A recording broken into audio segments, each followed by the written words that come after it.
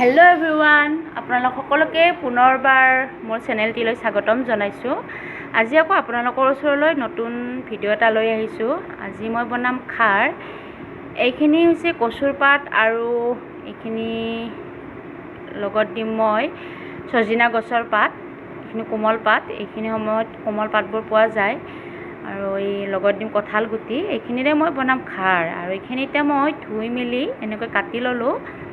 কঁঠাল গুটিখিনিও কাটি ল'লোঁ, কচু পাতখিনি লগতে ছজিনা পাতখিনি। এতিয়া মই এইখিনি বনাম। বলক মই বনাব আৰম্ভ কৰোঁ। কেৰাহীটো বহাই তাত মই এই কাটি থৈ দিয়া গোটেইখিনি দি দিম। আৰু মই আগতেও বহুতকেইটা খাৰৰ ৰেচিপি দিছোঁ। মই খাৰ বনালে সদায় এনেকৈয়ে বনাওঁ, তেল নিদিওঁ। এনেকৈ আগতে কেৰাহীত গোটেইখিনি বহাই লওঁ। তাৰপিছত মই এতিয়া ইয়াত জলকীয়া দি দিম দুটা। জলকীয়া নিজৰ সোৱাদ মতে দিলে হ'ল। মই দুটা জলকীয়া দিছোঁ। আৰু এতিয়া মই ইয়াতে অকণমান পানী দি দিম। পানীখিনি দিয়া হ'ল। এতিয়া ইয়াত মই দি দিম কলাখাৰ। মই এইখিনি চেকি পেলাই উলিয়াই থৈ দিছিলোঁ। এই কলাখাৰখিনি মই এতিয়া ইয়াতে দি দিছোঁ।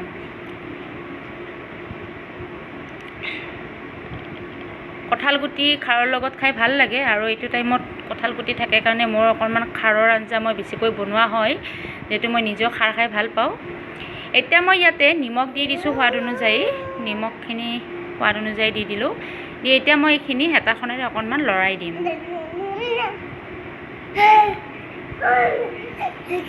এইখিনি এতিয়া সিজিব লাগিব। সিজিবৰ বাবে মই ঢাকনি এখন লগাই দিম। 10-15 মিনিটমান সময়ৰ বাবে মই ঢাকনিখন লগাই দিছোঁ। আৰু 10-15 মিনিটমান ঢাকনিখন লগোৱাৰ পিছত মই ঢাকনিখন গুচাই চাওক এইখিনি সিজি আহিছে, বেছি সময় নালাগে।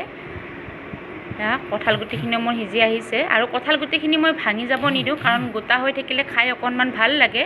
গতিকে মই আৰু ইয়াত মানে ঢাকনি নিদিওঁ। গতিকে মই হেতাখনেৰে এইখিনি অকণমান এনেকৈ লৰাই আছোঁ, যাতে অকণ পানী আছে, এই পানীটো যাতে শুকাই যায়।